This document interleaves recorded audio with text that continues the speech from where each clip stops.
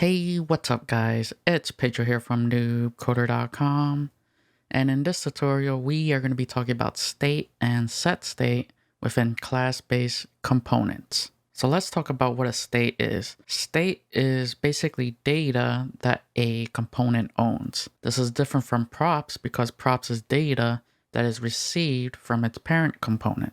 Alright, so to get started, let's come down here and we're going to create a constructor. And this constructor is going to take in props as an argument. And the very first line that we need to do is invoke the super function. So super is going to call the constructor of our parent. And our parent is the component class that we are extending. Okay.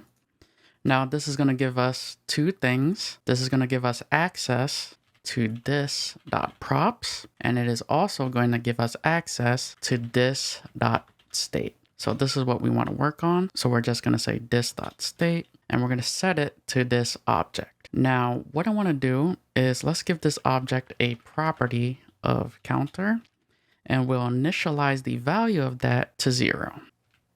Okay, so far, so good. So now what do we need to do? Let us display this state. So we could come down here, let's create an h2 tag, and let's go ahead and output this counter. So in order to output this counter, we need to use the this keyword. So we say this.state, and we just say dot counter. And let's actually have some text here. So I'll just say counter, and that looks good to me. So let's go ahead and save this. Let us take a look at the browser, and you see that we get the following. Okay, so nothing groundbreaking. Our state is being outputted. So now let's say that I want to update the state. So let us come down here. Let's go ahead and create a button. And within this button, what we're going to do is have an onClick function. So for HTML attributes, you would say onClick like so. But remember, you always have to do camel casing when it comes to JSX. So onClick is going to be onClick. And within here, what we need to do is pass a reference to a function that we want to execute when this button is clicked. So what we could do is use the arrow function. And within here, we need to use SetState to update the counter. So you can't change the state by doing something like this. I can't say this.state counter is equal to 5. I can't directly change the state like that. What I need to do is use a function called setState. So let's get rid of that. And I'm just going to say this.setState. And we're going to pass in the object. And the property we want to change is counter. And what we want to set this to is this.state.counter plus 1. So we're only going to increment the counter by 1. Okay, so I'll just show this here. And let's go ahead and give this button some text. So I'll just say click me 1. So this is our first example. Okay, so now let's go ahead and save this. And let us take a look at the web browser. And you can see that our button is rendering. Let's go ahead and click it. And you can see that our counter is updating. So this is good. Now, there is a problem with this method. I'll tell you what the problem is in a second. The problem is that every time you update the state, the render function gets re-invoked. So why is this a bad thing? Well, within here, we are declaring as like an inline function, and this function keeps getting redeclared over and over again every time the render method gets re-invoked. So this is very, very inefficient.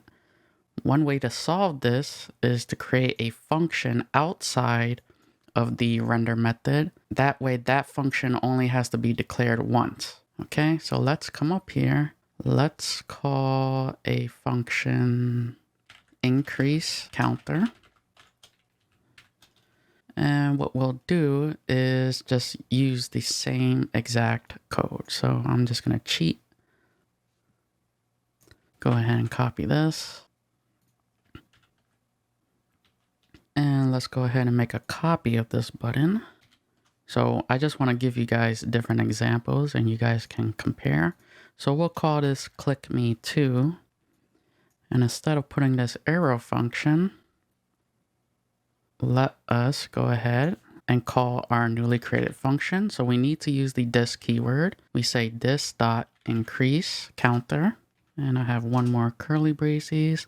Let's go ahead and save this, and we're actually going to get an error, but I want to show you guys this.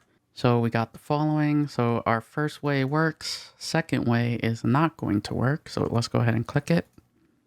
And you see that says cannot read property of set state of undefined. So what's happening here? Well, the this keyword loses its context. So there's two ways to go about solving this. One is to do another inline stylish function call by using the bind function. So what I can do is come down here and I could say this dot increase counter, but I could invoke a bind on it and pass in this referring to the app component. So now if I save this, let's go ahead and rerun it. So the first way works and the second way works. No more undefined. So this is now referring to the app component. But this method also has the same drawback as the arrow function. So what does bind do? Well, what bind does is it's going to create a new function and bind it to the this that you pass in. And this is within our render function. So every time we update the state, render gets invoked, and we keep creating new instances of this increase counter function. So remember, the whole idea is you want to declare a function once and then just use it a bunch of times. You don't want to keep recreating the function. So what is the third way we could do? Well, instead of doing this here, we could bind within the constructor. So I'm just going to cheat and copy this. Let's go ahead within the constructor, and we need to say this dot increase counter, and let's go ahead and paste that here.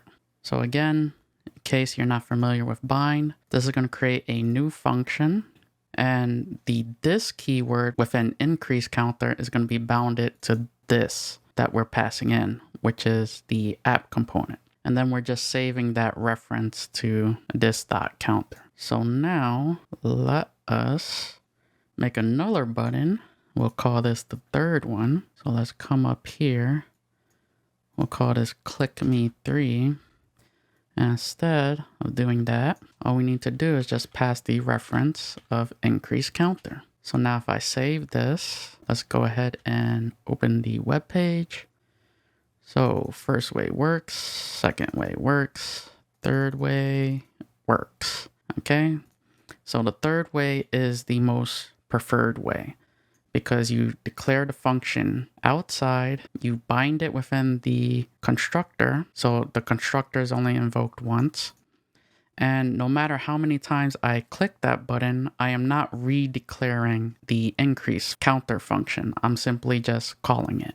All right, so now let us talk about class properties. So a lot of people don't like the constructor syntax and they don't like binding within the constructor. This is a lot of code and we could accomplish this with a lot less code using class property syntax. So what I am going to do is let's go ahead and comment this out so you guys can save this for your reference. And let's go ahead and use the class property syntax. So I'm just going to say state is going to be equal to this object. And then we just give it a property of counter and we set that to 0. That's it. That's all you need to do in order to use state using class properties. But now I need to solve the binding issue. So how do I replace that? Well, same exact thing. We declare a property called increase counter, and instead of using a regular function, we use an arrow function. So by using the arrow function, this increase counter is automatically bounded to the app component, so we don't have to worry about the this keyword. So if I just cheat, let's go ahead and copy that, paste that in here. Let's go ahead and save, and let's see if this all works out. So we have our web page, click, counter's working for that. It's working for that. And it is working for that. So that is pretty much all I wanted to cover within this tutorial, and I'll see you guys in the next one.